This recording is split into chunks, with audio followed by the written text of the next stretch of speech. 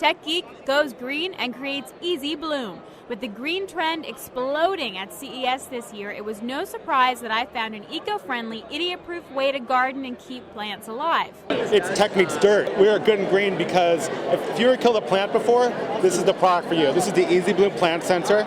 You place it anywhere inside your house, outside your house, totally reusable. You leave it someplace, it'll tell you what will not just grow but thrive in the location where the sensor was placed. Or if you have a plant that's not doing well, it'll tell you what's going wrong with it. This is the sensor itself. It measures the spectrum of light that a plant needs, the temperature and humidity. This is the same soil sensor technology that was on the Mars Phoenix mission that discovered water on Mars.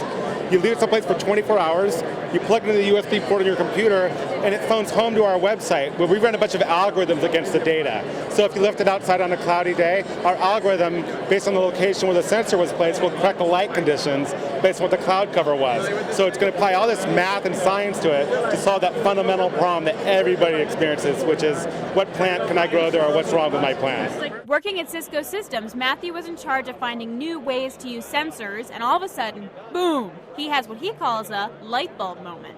Americans, we spend $43 billion on plants and plant care products. It's a huge market. We just don't generally think about it the way that it is. But I believed in it, so I bootstrapped the company out of my own pocketbook for a long time. Got the product to a point where it was just about ready to be manufactured and raised some additional capital from venture capital firms. And his number one tip for small businesses everywhere? Look for reasons why you shouldn't do it. I spent the first 6 months after I had the idea trying to kill it off. But if you do stick with it, here are the must-have geek tools. Probably MATLAB for mathematically modeling stuff. We use a lot of just web development tools.